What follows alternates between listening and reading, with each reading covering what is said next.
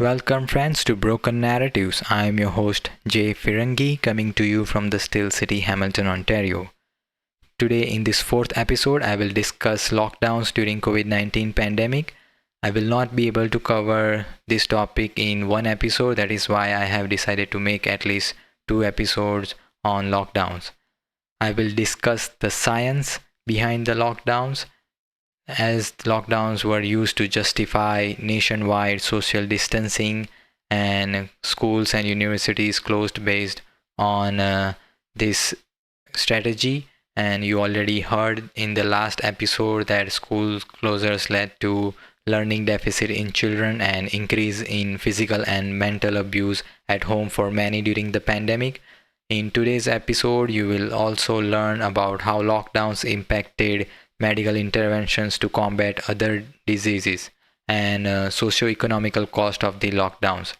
You will hear from experts in the medical field who were opposed to this kind of draconian response and what alternative strategies should have been used to tackle the virus according to them. So to get started, the first clip you will hear Fauci versus Fauci on lockdowns, as you heard him flip-flop on his recommendations on mask wearing in the second episode. Now let's hear him flip-flop on lockdowns. First of all, I didn't recommend locking anything down. Do you regret particularly the last one, the shutdown, the sweeping shutdown that some said made things worse? No, I don't, Neil. And in fact, I think we need to make sure that your listeners understand I didn't shut down anything. I recommended to the president that we shut the country down. And the only way to do that is by draconian means of essentially shutting down a country. We know that we can do that if we shut down. Well, if I knew at the time that shutting down would have such a dramatic effect on controlling the spread, obviously we would have shut down earlier. So that was Dr. Anthony Fauci lying as always on his recommendations on different things during the pandemic. Now we can start from the beginning of the pandemic, and second clip is from March 2020 and it's from BBC News in UK. The initial justification for lockdowns came from UK, and rest of the world adopted same response to COVID-19 pandemic afterwards. So you will hear regarding ICU bed capacity in UK, and you will also hear from Neil Ferguson. He's from Imperial College, and his epidemiological model was used to justify lockdowns. You will also learn about and hear about impact of COVID-19 on other medical intervention, and what would happen if no steps were taken in the absence of a effective vaccine. It's the biggest public health policy intervention in peacetime. It'll have profound implications. No one knows how long it'll last and when these streets will be buzzing with life again. The UK has around 5,000 intensive care beds. If there's too much demand, then patients could die if there aren't enough ventilators, and it could also cause deaths in patients with other serious conditions. These measures are going to have a major impact on society, indeed even on health in other ways. There will be unintended consequences. They're going to shut down a large chunk of the economy. I think you have to be very sure you need them before you introduce them. Neither do you want to leave it too late.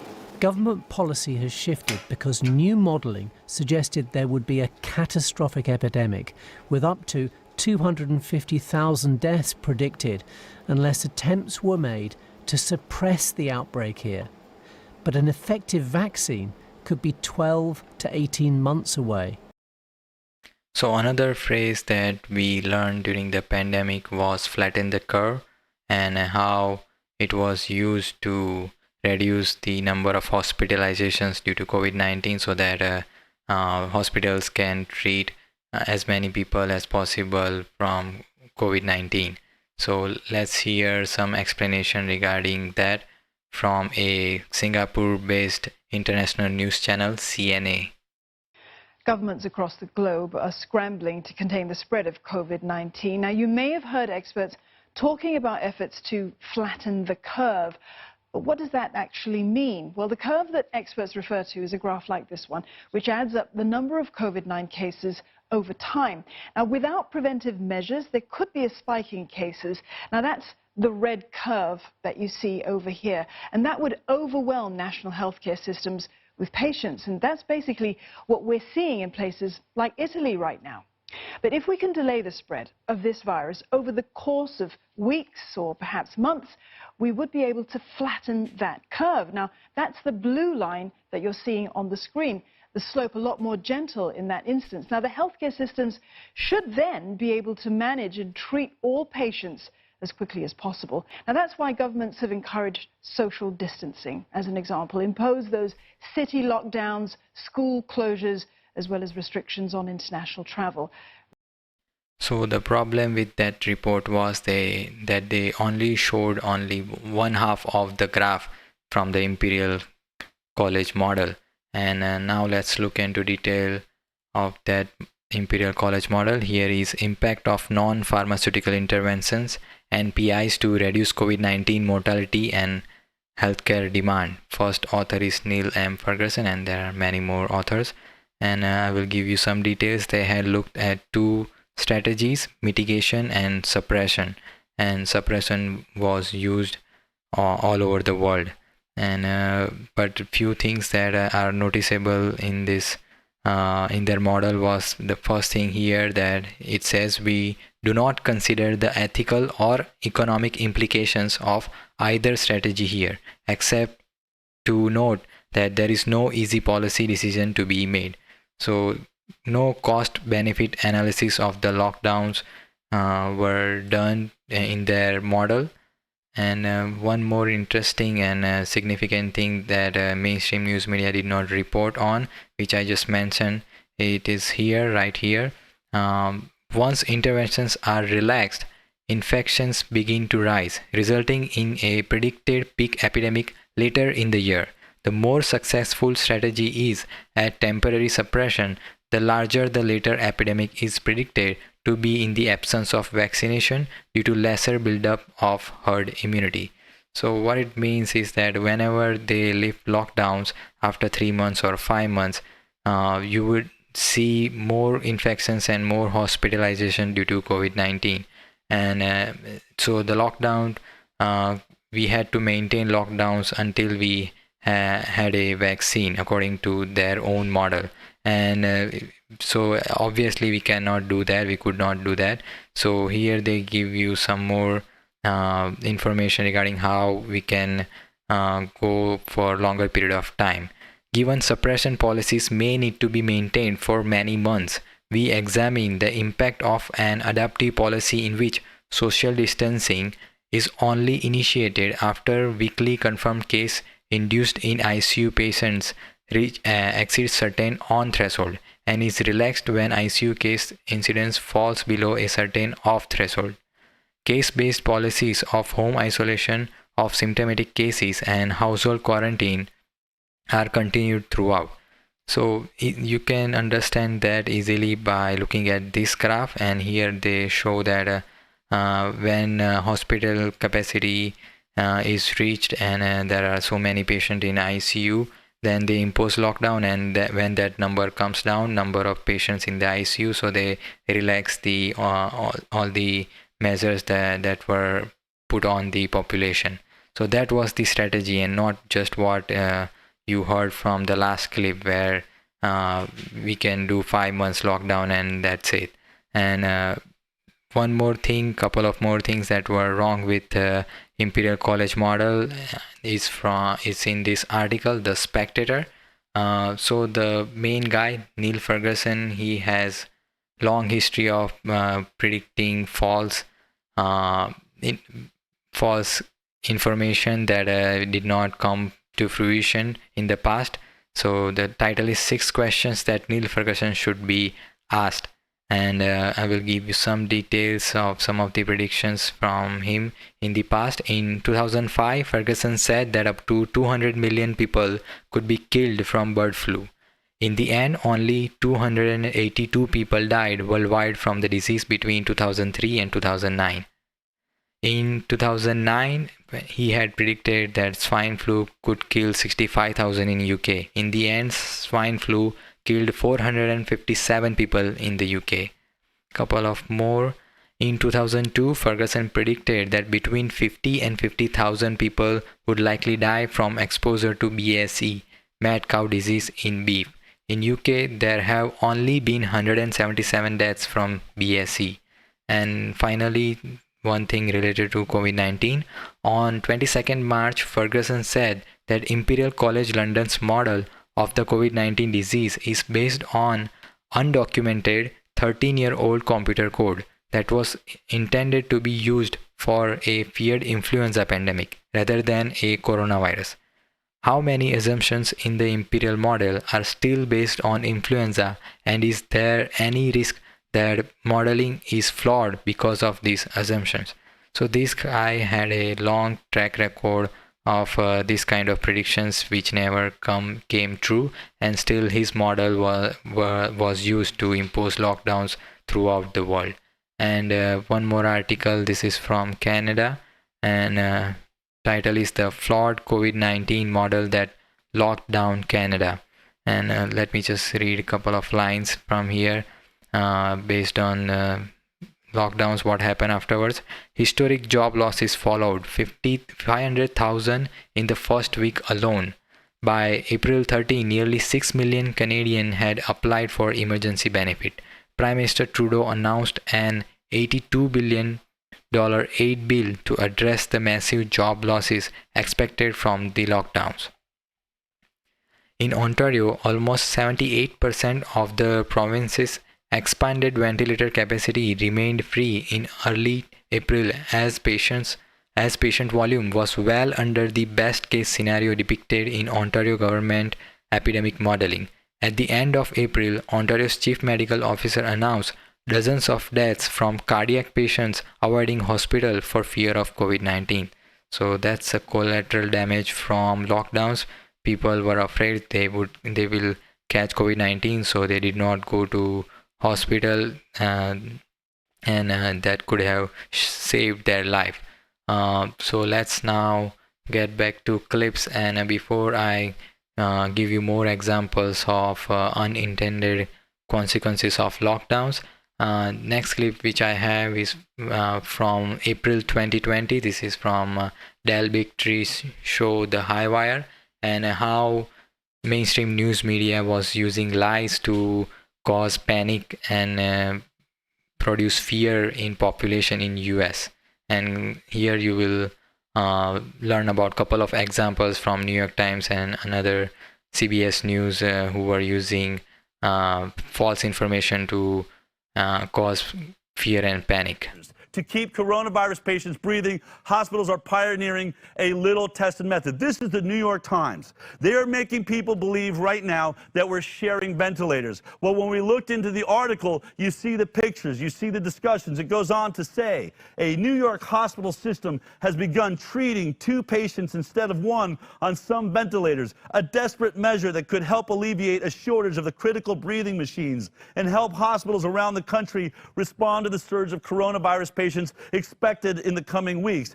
Except here's the problem. You had to read practically till the end of that article by the New York Times to see this paragraph. The hospital has not yet run out of ventilators, but Dr. Baitler said it was better to try the technique now than when you have absolutely no choice. We had another situation with CBS News. Here was the report we saw coming out of New York. New York's governor says FEMA gave the state 400 ventilators.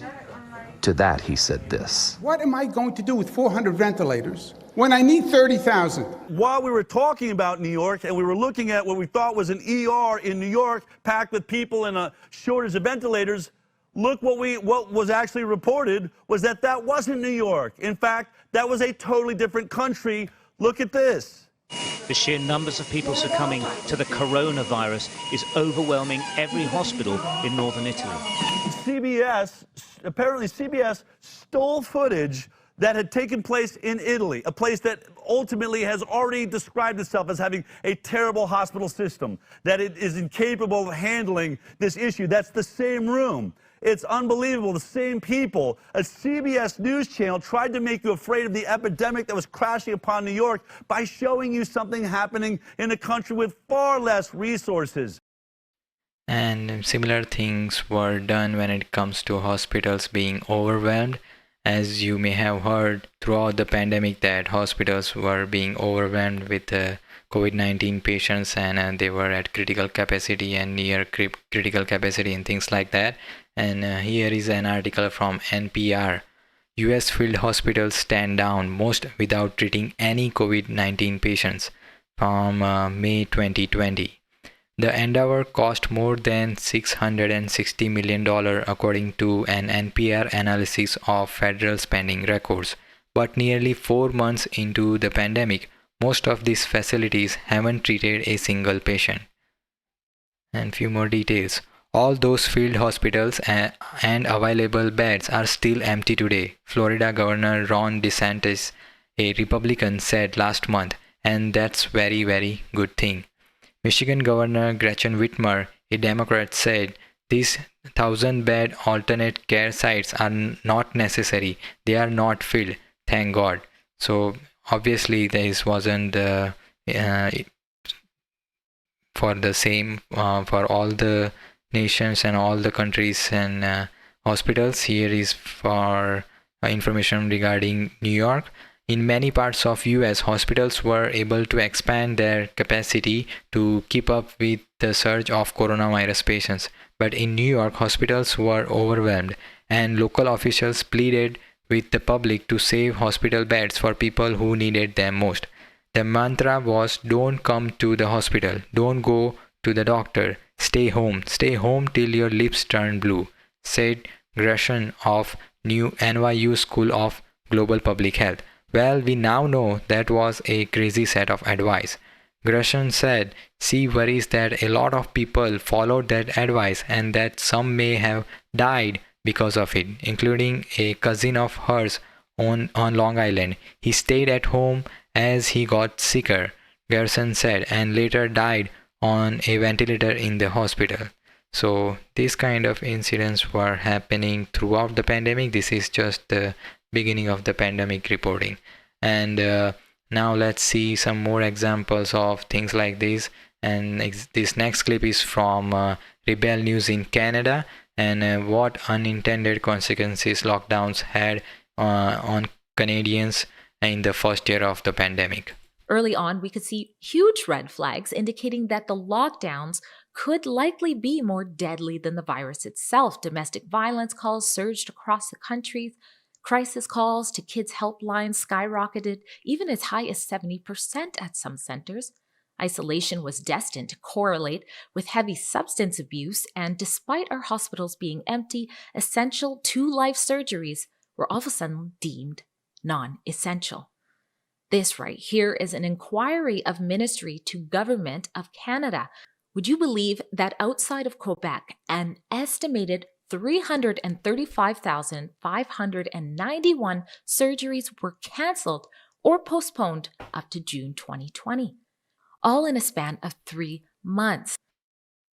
So let's see a few more examples, and here is an article from UK Daily Mail. In UK, patients face a 2-year wait for elective surgery, with NHS backlog set to hit 650,000 by September, even without a second coronavirus spike.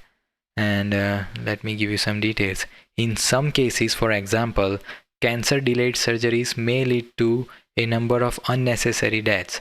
We are concerned that delays will mean that some patients' tumors will become inoperable. This is from UK. One more article from Canada. This is from CP24. Model shows cardiac surgery delays due to COVID-19 may cause 30 plus deaths.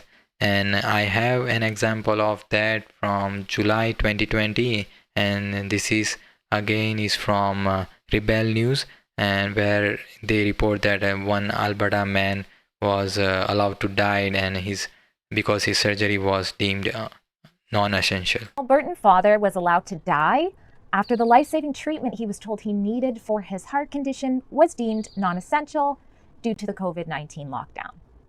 2 months ago, during the height of the pandemic on April 16th, Jerry Dunham took to Facebook as he sat in the doctor's office. You see, he had just received the news of a decision that he had no part in, and he told his Facebook friends and followers that a nurse told him that the surgery he needed to get a defibrillator installed would not be happening. Why? Because Jerry's surgery was deemed non-essential. I was basically told that the government is willing to risk my life to save my life. Let me say that again. My government told me they're willing to let me die, which according to them is for my own safety. Heart surgery, apparently considered non-essential. Jerry was foretelling his own death. 2 months later, Jerry died at the Medicine Hat Hospital, leaving behind 2 little daughters, aged 6 and 9, and a former wife, Krista Lambier. And one more clip from Rebel News in which you will hear them report on how hospitalization and deaths due to COVID-19 compared with hospitalization and deaths due to accidental drug overdose in Canada, especially in British Columbia. Based on data available from the Canadian Institute of Health Information's Discharge Abstract Database, between March and August 2020, there were an estimated 29,573 hospitalizations resulting from substance abuse or overdoses, with the most occurring in BC with a total of 8,566. Yet according to the BC CDC in January to August, our hospitals had only ever seen 567 people hospitalized with COVID-19. What exactly was the pandemic that was overwhelming our hospitals during the lockdowns? On page 4, we see that between April and June 2020, 1,628 overdose deaths occurred in Canada, of which 97% were accidental, meaning that was a 58% increase compared to what we had seen in the beginning of the year, from January to March. And let me give you some more details from a CBC News article. Here is CBC News article. More people died of an illicit drug overdose in first 8 months of 2020 than all of 2019, BC coroner. But that is not it. Here it says the deaths from deadly overdoses in BC far outpace the number of deaths from COVID-19. And this is from CBC News. And here they have a graph. You can see blue is COVID-19 deaths and red is overdose death. And as you can see, from March to at least October, there were more overdose deaths than compared to COVID-19 deaths. So this is the kind of things that government and health officials were neglecting and didn't pay enough attention. Now let's hear from some experts, and next set of clips I have is of Dr. David Katz, and let me give you some his background before I go on. Where is it? Right here. All right. So David Katz, he was a clinical instructor in medicine at the Yale School of Medicine. He has a degree in Masters of Public Health. He has written over 400 scientific papers and written newspaper and magazine articles, including the New York Times and the Oprah magazine. He was president of American College of Lifestyle Medicine from 2014 to 2016. And in March 2020, Katz was invited by John Ioannidis to join a proposed meeting intended to convince President Donald Trump not to employ lockdown measures during the COVID-19 pandemic. However, the meeting ultimately did not take place, and Katz is a co-signatory of the Great Barrington Declaration. And I will give you more detail on the Great Barrington Declaration later in this episode. So in this first clip from Dr. David Katz, when he appeared on a New Zealand COVID-19 Symposium, he will just give you an overview of risk stratification of COVID-19 when it comes to different age groups? The early data showed very clearly that there was a massive risk differential. This is a really bad disease in the frail elderly, but in young, healthy people, the risks of this infection are actually considerably lower than many risks we encounter in our daily routines. Certainly with children, for example, the risks of an adverse outcome from COVID tend to be lower than the risks of riding a school bus, for instance. So I was concerned about the catastrophizing. And I wrote this op-ed in the New York Times that ran March 20th, which seems like several lifetimes ago. And the issue I was raising when I asked, is our fight potentially worse than the disease, was, will we maybe harm more people with a society-wide lockdown than are directly harmed by the virus? And what I had in mind was not a trade-off between lives and dollars, but rather the social determinants of health, which are referred to in this health affairs article as the social determinants of death. If people are unemployed, if their livelihoods are imperiled, if they are desperate, destitute, food insecure, extremely anxious, a lot of bad things can happen. In the short term, those things include depression, drug use, addiction, domestic violence, child abuse, suicide, and we have seen global surges in all of those. And in this next clip, he will give more explanation on how COVID-19 pandemic related life number of years of life lost compares to number of years of life lost due to lockdown. Meaning, if as you know that most of the people who are dying from COVID-19 were elderly over 60, and most of them even older than 70, and people who were losing jobs, they were also being impacted due to unemployment, and it also negatively impacts their health and other outcomes. So how those two things compares, and let's hear that. But as I explored this issue more thoroughly, I met a number of experts, some of whom are participating in this symposium, one of whom, who is not, to the best of my knowledge, is Nick Bloom, an economist at Stanford. We did a webinar together. Nick cited some of the primary literature that shows the following. For every midlife adult who loses their livelihood for an extended period of time, there is 1 to 1.5 years of life expectancy loss. Well, here in the United States, and obviously the trends are the same in the US and New Zealand in terms of social upheaval, the numbers are very different. Here in the US, 40 million people have lost their jobs as a result of the pandemic. And the estimates are that about half of those job losses are permanent or long-term. So that's 20 million long-term job losses. If you multiply 20 million by, say, let's use the lower number, 1 year, that's 20 million person years of life lost. We've had 160,000 deaths from COVID in this country, and the estimate is that on average, people are losing 10 years to the virus. And I think that's actually high, but even if we accept that number, that's 1.6 million person years. In other words, the life lost from the lockdown is 15 to 20 times greater than the life lost from the virus itself. And that's what I meant at the beginning. There's more than one way for this scenario to hurt people, and our goal should be to minimize the total harms. And here is one article from The Hill, which gives you more details on that. The COVID-19 shutdown will cost Americans millions of years of life. And let me read some details here. Statistically, every $10 million to $24 million lost in US incomes results in one additional death. One portion of this effect is through unemployment, which leads to an average increase in mortality of at least 60%. That translates into 7,200 lives lost per month among the 36 million newly unemployed Americans, over 40% of whom are not expected to regain their jobs. Emergency stroke evaluations are down 40%. Of the 650,000 cancer patients receiving chemotherapy in the United States, an estimated half are missing their treatments.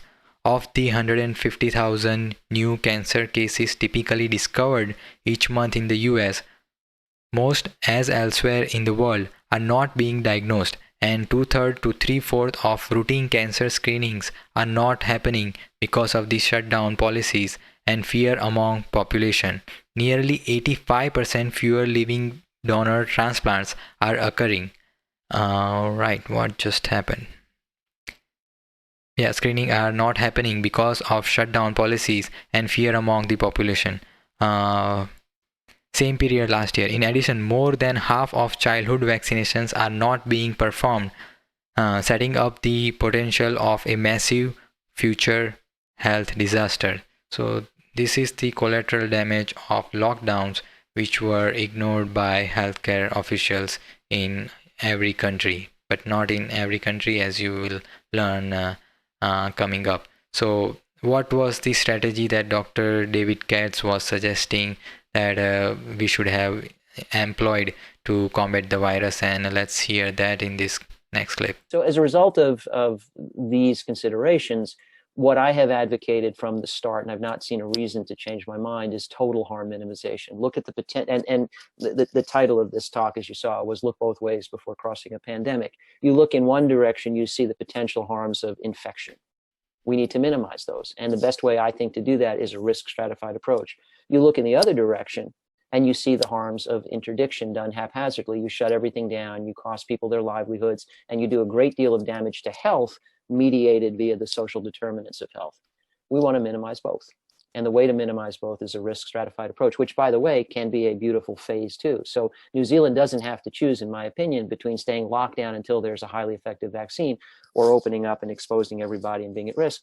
We can control waves of the pandemic by letting them be our waves, not waves of viral exposure, but waves out into the world, the lowest risk group first to see, okay, actually, if the virus circulates, but nobody gets severely sick, that's actually a good thing. That's how all pandemics historically have ended.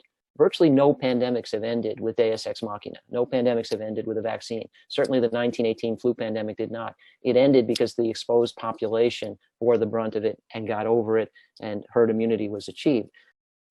And not every country had imposed lockdowns on their population, and in US as well, not every state had lockdowns during the pandemic. And here is an example from of Sweden from Channel 4 News from September 2020, and let's hear what was going on in Sweden in September 2020. If you've forgotten what rush hour in a big city looks like, the Swedes are here to remind us. These commuters on the Stockholm Underground aren't performing a victory lap, not yet, but they certainly stand out from the nervous European crowd. You'll struggle to see a face mask here. The government has refused to recommend them, and though you're supposed to work from home if you can, many clearly feel that the worst is now past. It feels very odd travelling somewhere where I don't need to wear a face mask, but Sweden has always been the outlier during this pandemic, with the fewest restrictions of anywhere in Europe. And the question remains, will the Swedes in the long run be proved right or wrong? Cafes, restaurants and shops never shut here. Instead, Swedes did what they were told on social distancing and good hygiene. It's not a complete success. Over 5,800 died, far more than their Nordic neighbours, many of them because of a failure to lock down care homes. But crucially, because there was no nationwide lockdown, there was no rush to socialise afterwards. So I will cover what happened with Sweden throughout the pandemic, and if they did better compared to their neighboring countries.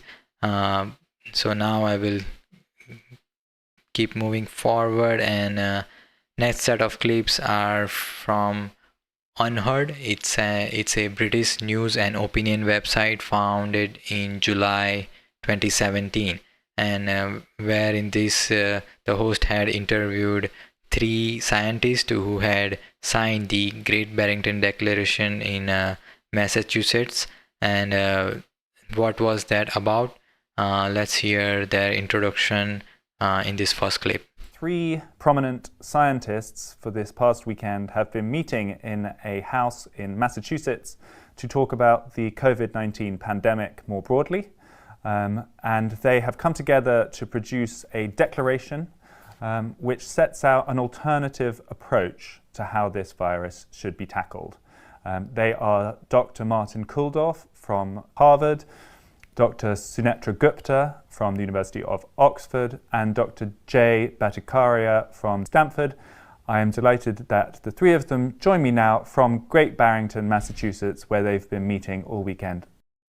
And in this second clip, Dr. Martin Kulldorff will give you some details on what their thesis, what their declaration was about, and some more details regarding epidemiology of pandemic.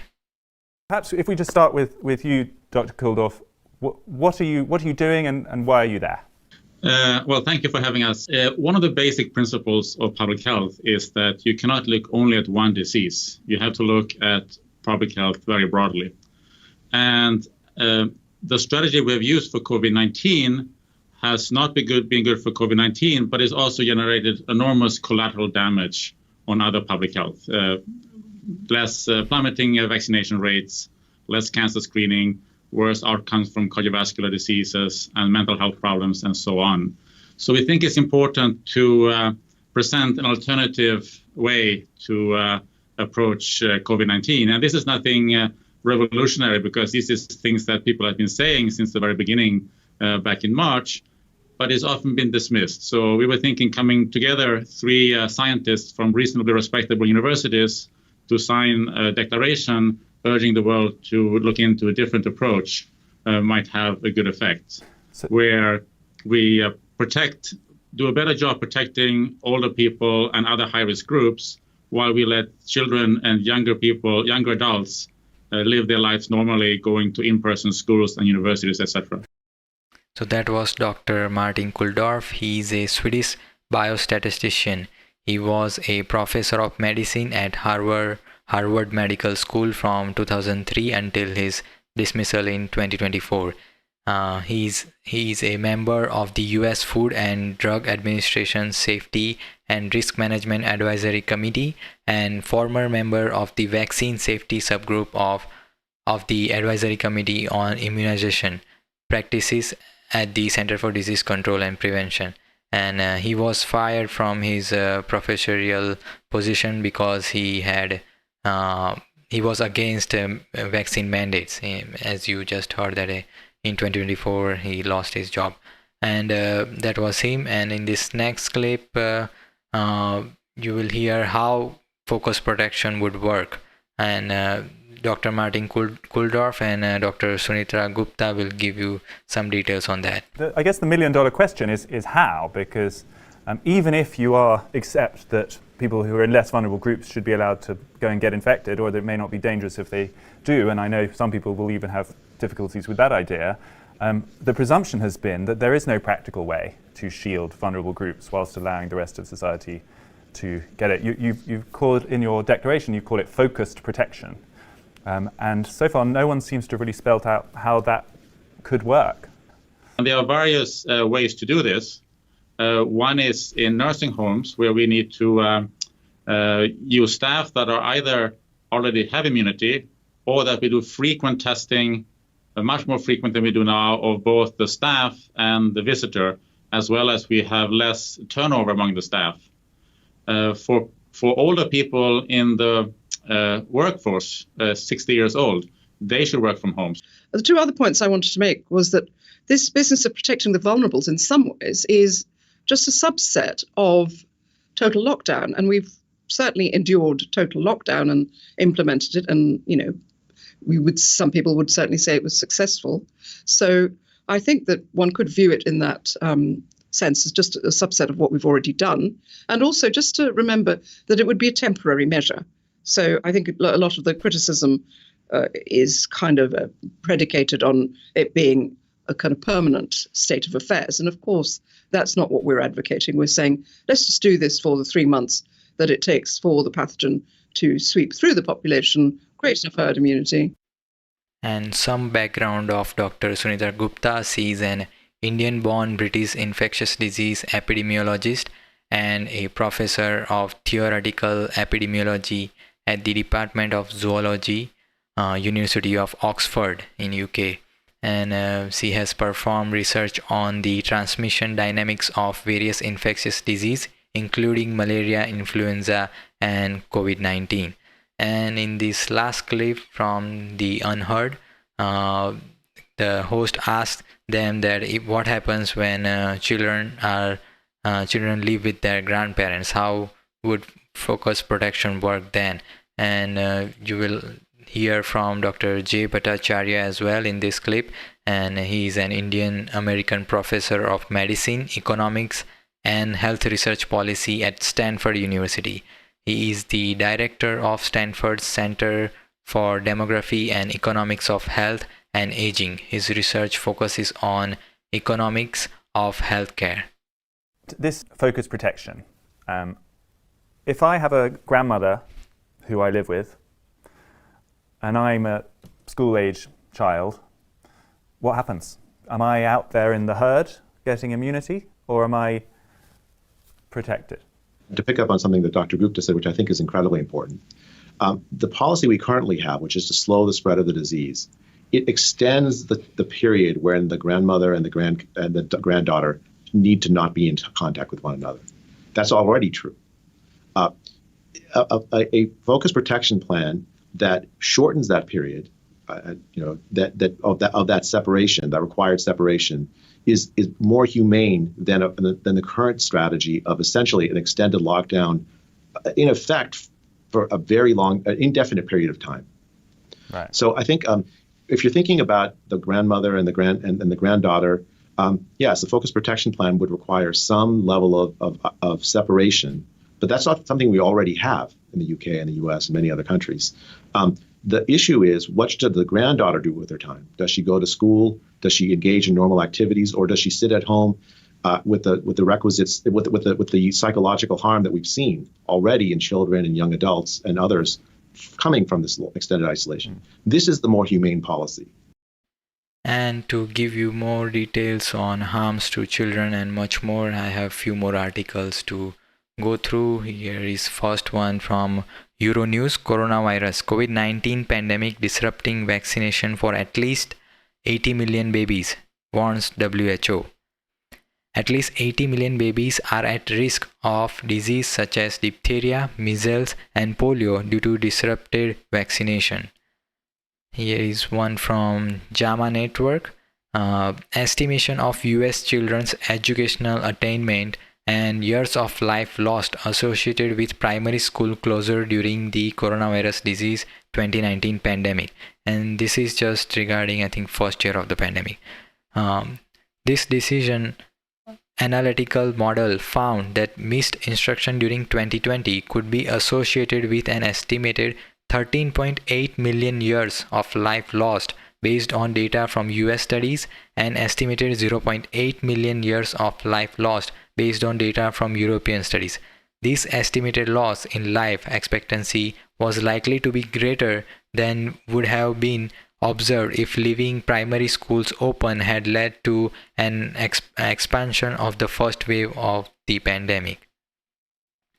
So not only the experts that I have produced clips that who are against COVID-19 pandemic. Here are some more examples. This is from BBC News. Coronavirus health experts join global anti-lockdown movement. Nearly 6,000 experts, including dozens from the UK, say the approach is having a devastating impact on physical and mental health as well as society. 66 GPs, including TV doctors, Dr. Phil Hammond and Dr. Rosemary Leonard, and a number of medics who have held senior roles at the British Medical Association, have returned to the health secretary saying there is insufficient emphasis on non-COVID harms in the decision making. One from USA: 500 doctors tell Trump to end COVID-19 shutdown, warn it will cause more deaths. This was from Daily Wire. And as I told, some states did not have lockdown. Here is an article from ABC Action News. Judge rules Governor Tom Wolf's pandemic restrictions are unconstitutional. This is Pennsylvania. And the Constitution cannot accept the concept of a new normal where the basic liberties of the people can be subordinated to open-ended emergency mitigation measure. That was statement from a judge in Pennsylvania. One more. Towards the end of the pandemic, towards the end of 2020, DeSantis announces Florida entering phase 3 reopening, and this was in September 2020. Governor Ron DeSantis lifted all restrictions on restaurants and other businesses in Florida on Friday in a move to reopen the state's economy despite the spread of the coronavirus. And one last article, this is from Oxford Academy, Journal of Law and Bioscience. This one is a very lengthy article. COVID-19 emergency measures and the impending authoritarian pandemic.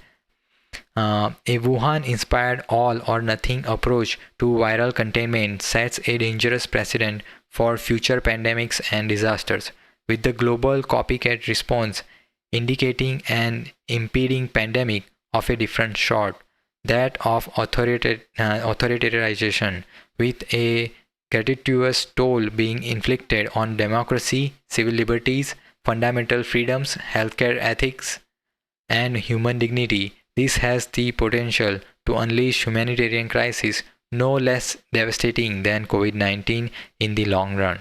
So these were the kind of articles that were also published during the pandemic, but as you can see that most of them were ignored. All these experts were ignored. And to finish the show, I have a clip of frontline workers throughout the pandemic. As I discussed earlier, that we were told that hospitals were overwhelmed and things like that, but not all of them, as I discussed. And here is a clip in which you will see frontline healthcare worker producing choreographed dances in the hospitals. And if you had not seen this before, this is kind of disturbing. You might find it disturbing, but it was at least entertaining for me. And let's finish the show with that. Is going to get worse.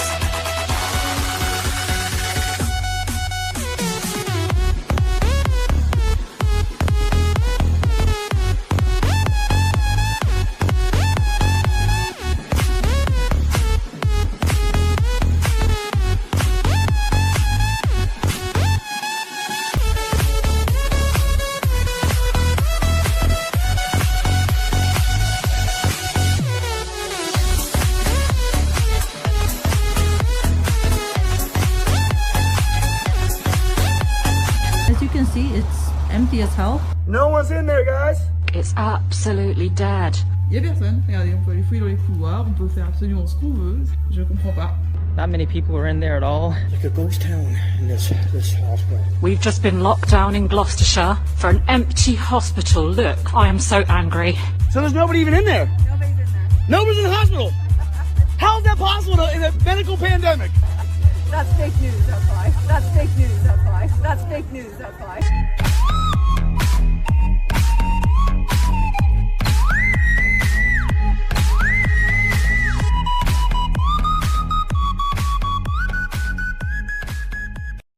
So that was the frontline workers around the world dancing because they had so much time on their hands. Yeah, so this brings me to the end of this episode.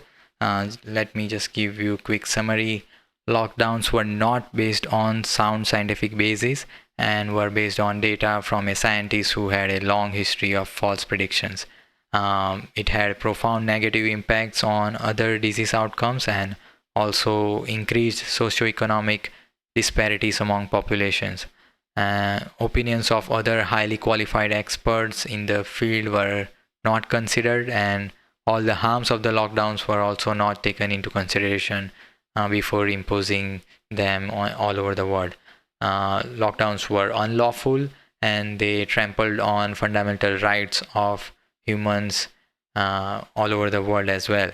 So with that, I would like to suggest that you check out the show notes and collect your receipts. Subscribe to my channel, share with other people. I hope you do that. I would like to increase my subscriber numbers as with time, and With that, I would like to thank you very much for your time. I am your host, Jay Firangi, coming to you from the Still City, Hamilton, Ontario.